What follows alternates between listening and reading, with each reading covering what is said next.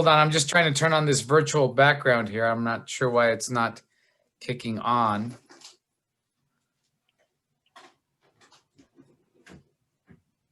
There we go. How's that? That is terrific. Perfect.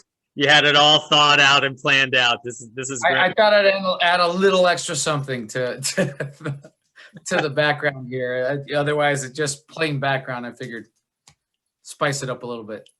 That is terrific. Well, Al, hey, congratulations on this project. This is something different for you. It is something different, and it's I feel like that little kid the first time I ever played a video game. You know, I'm from the Pac-Man generation, so you know, Pac-Man and Pong. Actually, I think Pong was one of the first games I ever played. So to be involved in this, it's like a bucket list item. So how did you manage to get to this place? I mean, what was the path you've taken to all of a sudden? Because last time I talked to you, you're an actor, but now all of a sudden you're a motion capture actor. I mean, that's how you know, this for this particular project on Call of Duty Black Ops Cold War, I didn't really have to do much motion capture because my character is not involved in the campaign. The campaign is more of a cinematic feel. There's 3 components to the game. The first one is the campaign, which me personally, that's the component I love to play the most, having been already a Call of Duty fan. So for me, it's very cinematic. You're following a storyline. You get to play the missions, and then when you complete the mission, you see a cinematic intro to the next mission until you complete the entire storyline. My character's involved in the other 2 components, which is multiplayer and zombies. So for multiplayer, basically all they had to do with me is do a series of body scans and facial scans, and they fed all that information into a computer, and the computer basically did the rest. So it was not as much work because the motion capture element for me was removed, but it was intensive, about 2 weeks of intensive work, 12 hours a day of changing costumes, going through different looks for the character, different movements, and then body and facial scanning. I know. I should have figured it out before because I actually went out, bought the game to do some research, play through the campaign, and then I said to myself, "Did I blink? Where was Al in the campaign game?" And then it just dawned on me that you were in the multiplayer and zombie part. which you could still play on that game. You can go in and play zombies, and you can play multiplayer. And I think in order to play my character, you have to complete a series of missions or a series of tasks that will then unlock my character. And I think it's in Team Firebomb. You have to detonate 5 what they call dirty bombs, and that will unlock the character of DJI Garcia. Wow. I know. So tell me about this experience of, what did you say? A facial scan? So they just basically, because you know what, that likeness behind you, it's unreal. No, right? Kind of, this guy's a little scary. Yeah. They did a series of, they told me right off the bat that they were going to utilize my likeness. And so that would require me to get my face scanned. And they sat me in this dome, which looked like a time machine that has about between 70 and 80 cameras, slightly above, below, and all around. So they completely capture your face. And then in front of me is a little camera or a little television screen that they show me the different facial expressions that they want me to make and hold.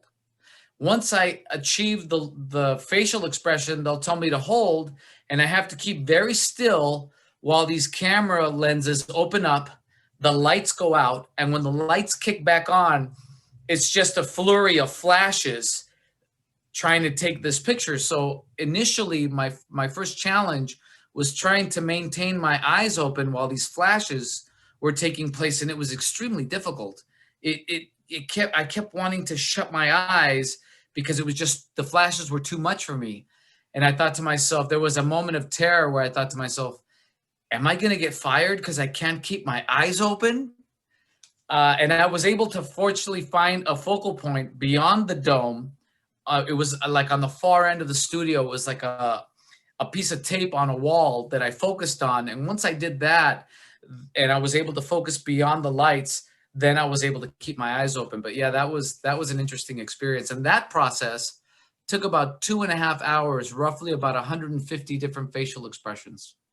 150. I didn't know there were 150 facial expressions. Yeah, it was everything from like just being still to being like, and then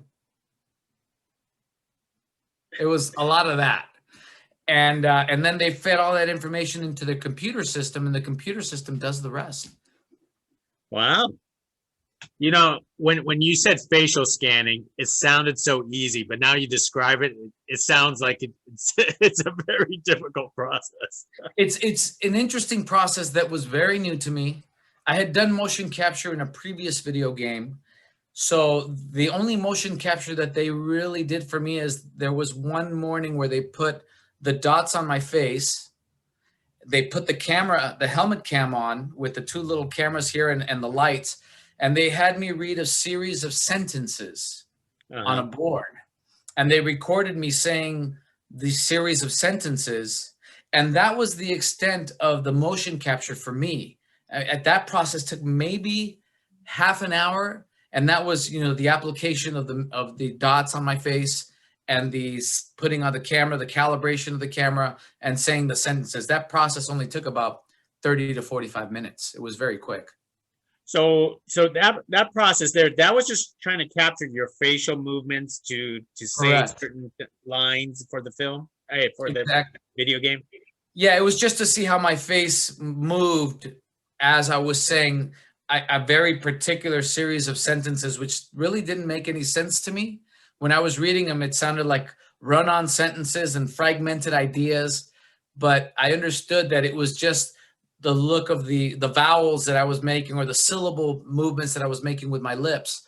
But ultimately seeing myself on screen and seeing the commercials and seeing all the body movements that my character does, knowing full well that I didn't make those movements, the computer generated those movements, is a very interesting. It just shows how far the technology has come. So in essence, you're because I understand you had an ex-military background, but it sounds Right. like DGI Mendo Garcia is way more badass than you ever been. Yeah, he's definitely dark and psychotic, and it has a very, very, bloodthirsty side to him. But as far as my military experience, it did come in handy with this because again, they had to dress me in different outfits to determine what the look or the different looks for the character would be, what they refer to as skins. As a player, as a gamer, eventually you can buy different packets for your character, or what they refer to as skins, the different outfits. And so I went through maybe 12 to 15 different outfits that they took me through, which required me to hold weapons, required me to maneuver as if I was going through an actual military maneuver. And that military experience certainly came in handy, feeling comfortable with the weapons, whether it was a sniper rifle, a semi-automatic, fully automatic rifle, or even a handgun, to knives. It was that experience certainly came in handy, and my martial arts experience also. What does the martial arts have to do with a game like this? Well, there was one point where we had gone through all these poses with a particular outfit, and the designers looked at me and said, well, we don't really, you have any ideas, anything you'd like to throw in? And what they would do is they'd have me move through poses, have me hold it, they'd take a picture, and they had me on a spindle. They had me on this 360-degree platform. Once they had me in a pose that they liked, they would take a photo, then they'd rotate me quarter turn, take a photo, rotate me quarter turn, until they rotated me 360 degrees. And when they had come to the end of the ideas, they're like, well, you have anything to throw in? I said, well, my character's supposed to be a knife-wielding psychopath. I see you have all these knives on the table. Can you bring me the set of knives that, the matching set? And they said, well, those are real. You got to be careful. I said, that's not a problem. Let me just grabbed the knives and they said, well, please be careful. They're sharp. They're real. They're not fake. I said, no problem. I said, are you guys ready? And they said, yeah, okay. So I started doing a kata, which I had done. I'm a third-degree black belt in Kempo. So I had performed this kata from my youth utilizing knives. And so I went through that exact kata. And as soon as they saw that I was going through this, they started snapping shots, snapping away. And they were all cheering and saying, oh, this is awesome. It's going to look amazing. The next day, the person who was heading up the team, the director, a fine gentleman by the name of Murad, he came in, he had left early the day before, and he came in with his phone and he said, hey, I just want to show you these pictures. And he started showing me the pictures of me with the knives. And he said, yeah, as soon as they started taking pictures, I started receiving all these text messages. And at the end of the photos text messages, it said, Al knows Kung Fu, which I thought was hilarious. We got a good laugh out of that one. So is this in the game, or is just poses? It's poses. And last night I actually discovered, because they've been releasing content, and I think last night was the release of the multiplayer season 1, in which they also downloaded, they gave out all this downloadable content. And I noticed that in one of the one of the illustrations was a picture of me holding the knives, and it was a cartoon illustration of me holding the knives, which I thought was pretty awesome to see that they had actually taken that. And I'm pulling up the picture here to share with you. I thought was pretty amazing to see them do just that, turn it into a cartoon. This is what it ended up looking like. I don't know if you could see that there. Oh yeah, we could see it. Yeah. So that was that, like and this is book, yeah. And this is what the actual pictures were. I'll move it there. Oh, sorry. Yeah. There you go. Oh, there you go. Yeah. Wow. So they took that and turned me into a cartoon character for portions of the, when you're selecting your player and getting to see all the weapons that your player has. It was one of the illustrations on the screen, which gave me brought a big smile to my face. Wow, this is a pretty good. So just for our information, you were ex-military. Were you familiar with every single weapon in the video game? I mean, that's a lot of weapons. There are a lot of weapons. You know, again, this is supposed to take place during the Cold War, so a lot of the weapons were of that time: M16, AK-47s, you know, Berettas, things that I had seen in my time in the military. But since then, the stuff that they are utilizing now and is being issued in the military is significantly far more advanced and modern than what I was accustomed to in my time in the Marine Corps. I may be dating myself here. It's all right. So they also gave you a backstory for GGI Mendo Garcia. Tell us about a backstory. Why is this so important for us to know?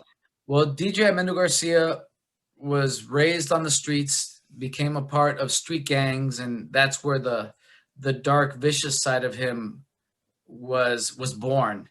And as he grew older, you know, being during the time of the Cold War, he got involved with the Cuban Revolution and the Cuban, you know, a lot of the Cuban military crimes that took place during that time. And when that went away, he then left Cuba and became an assassin for hire, basically whoever would pay him the highest amount of money. And in his backstory, it says Mendo Garcia will choke the life out of somebody and sit there and wait until the light leaves their eyes. So it's a very, very sadistic, very dark character. And just as a point of reference, you are not sadistic and dark. I hope not. You'd have to ask my wife that, though. Now, I'm just curious because they had you practicing the lines. Is your voice anywhere in the video game? I am the face of DJ Mendo Garcia. Another actor voiced the character, so it's not my voice for DJ Mendo Garcia, which is strange for me when I see the game and I hear the voice. I know that's not me, But I did do some of the other voices within the game, especially in the multiplayer when you call in for an airstrike. Some of the USSR pilots and some of the Cuban pilots, I lent my voice to those characters. Wow, that's You actually don't see them, but you hear me. yeah, that is actually unusual. It's not your voice for the character, but you voice other things. There is a lot of moving parts that goes into the creation of this game as a whole. It's very incredible that way. And I think the one thing that not a lot of people realize is I started working on this game in December of 2019, towards the end of December 2019. Then we had the holiday break and then came back in January to finish up. And then, of course, a few weeks later, what happened? The pandemic shutdown. And so these designers and game developers were scrambling to try and figure out how they were going to complete this project, because it had initially been slated for an October release, but they weren't able to go into the office. So what they had to do is they had to take their work home with them and build their offices from home, which some of these designers and graphic illustrators already had something set up at home, but they literally completed this project from their homes.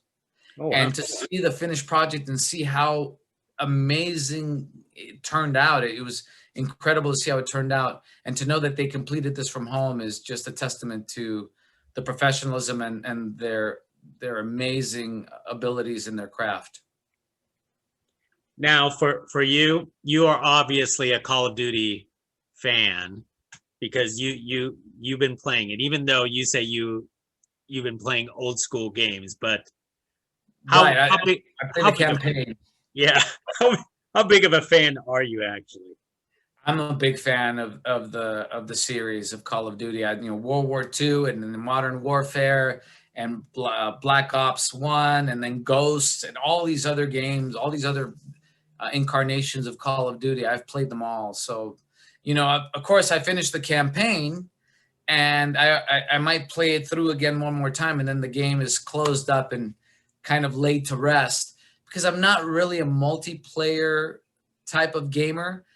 My experience has always been when I play multiplayer, I get taken out pretty quickly, and it's usually by some 10, 11, 12-year-old kid who's got some souped up computer at their home and is just taking everybody out before they have a chance to even retaliate. It can be very, very humbling. It is amazing with all your military experience, a 10-year-old kid could still take you out in a virtual. I know, right? Every dog has its day. That's my thing. Well, the nice thing about this campaign mode is that it has 2 endings, so you have to play it twice. I did hear that. I have not had a chance, other than the alpha version. I haven't had a chance to play the game. I have the PS5 version of the video game, but I have yet to get my hands on a PS5 console. Right now, it's like I think I'd have more luck getting the golden ticket to Willy Wonka's Chocolate Factory than getting a PS5. Well, I guess they'll come around March, April next year, whichever. Don't worry. That's what I hear. I don't have one either. I had to get the PS4 version for the upgradable, format. Right. Yeah, I was bummed. I thought I was going to be able to get my hands. I thought it would be easier to get my hands on a PS5, but I even tried the, hey, by the way, you know who I am? You wouldn't happen to have one hiding in the back, No, that clout, it didn't help. So once you actually get the game itself, are you going to try to play yourself in multiplayer at least once or twice? Just. I think I will, but I've been watching the gamers stream videos online of their gameplay, and I've seen how many different ways my character has been killed. It's very daunting. But yeah, I want to give DJ Mendo Garcia a run for his money too, and play him and play against him. You know what? It would be so unreal to play in a multiplayer game, either you by anyone's side or on the opposite side. I'd like to set up a game, a team play, where everybody chooses Mendo Garcia as the character, and it'll just be a squad of Mendo Garcias. Wow, that would be a dream sequence for you. That would be awesome, yeah. Because I think at the beginning of the game, when you select your player, all the other players that join you, their avatars pop up behind you. Mhm. And somebody might have a DJI Mendo Garcia, somebody might have a Sims. I'm naming some of the characters in the game. Somebody might have a Sergeant Frank Woods, but it would be interesting to see a room full of Garcias. That would actually be very interesting. That you should Right. screen capture that and put that as a social media background. Or turn it into a poster. That would be awesome. That would actually be awesome. Wow. A So shrine to Garcia. Shrine to Garcia. Look at this Now, guy. Now, I do want to know is because one of the things that's a lot of actors I find is that some actors actually told me that it's hard for them to watch themselves on screen. Is it going to be hard for you to play yourself in a video game? Well, when you're playing a first-person shooter, which Call of Duty is, you really are only seeing the hands in front of you with a weapon. So you're not seeing your body. Although when you get killed, they do show the method in which you were killed and then replay it for you so ceremoniously. So I think that will be the part where I'm like, oh God, that was horrible the way they just killed Garcia. So I think that part will be weird, but I'm excited. I'm excited to actually play as Garcia. I think this is amazing. I think this experience is is a great notch on your belt. Oh yeah, for sure. And it's, if you were to ask my nieces and nephews, they're, I'm like a god to them at this point, being in the game that they all play. Well, then call me curious. Do they play you in their multiplayer games? They won't tell me, so that's an inkling that they're probably aiming for me. So they're probably playing against me. I got a feeling. They Well, want to see how many different ways they can take out Uncle Al. well, I guess it's going to be a video game that your wife could learn how to play, so that just in case for disagreements and arguments, right? I will make sure that I'll share your thoughts with her on that for sure. Excellent. Well, let me go over one more thing. So a lot of people should know this here is your face on the cover, or half your face on the cover. How did you feel about that? It was a total surprise. I actually didn't even catch it. One of my sister in Dallas, Texas, sent me a message when the artwork for the game was released. She said, "Congratulations," and I'm like, "Congratulations for what?" And she sent me the picture. She's like, "Isn't that you?" And then I realized, oh my God, that is me. If you notice that there's a little scar on that's coming down from the face. Yeah. When I was working on the video game, they actually did create fake scars with makeup, and I had an allergic reaction to the makeup remover, and it actually did end up scarring my face. So I ended up with scabs on my face, and you can see it in that half of the picture. Wow. Yeah, I think I might even have it here on one of the virtual backgrounds. Do I? Have I placed that up there? I don't think I have, but yeah, he does have. Oh, I can't see it. Oh, geez. But yeah, they did have. I did end up. They didn't have to put scars on me for a few days because I had the scabs on my face, and they're like, "That works. We won't have to put scars on you," and they utilized it in the game. Wow, that is pretty awesome. Just to be on the cover of a game is actually amazing by itself. And just to be honest with you, I didn't realize this was you until I actually brought the game home, and then I looked at it and I was going, someone looks very recognizable on this cover, and then I realized it was you once I started unwrapping it. Yeah, it was a surprise to me. I had no idea, and at first I was like, I don't think that's me. And then got to speaking with some of the people at Treyarch, and they were like, yeah, that's your half of the face. So that was a nice little surprise. Wow. So you want to do something like this again? I would love to. I mean, you never know where this might take. Some of these characters have been in the Black Ops lore for many, many, many reincarnations of the game. So, you never know. You might see DJI Mendo Garcia in later versions of it. I cross my fingers, but I'm just to be a part of this game. I'm so thankful and humbled. Well, hey, you know what? I really thank you for this conversation, Al. I really appreciate it. Oh, thank you. Thank you for having me. It was a Thank pleasure talking with you. Excellent. Bye now. Take care.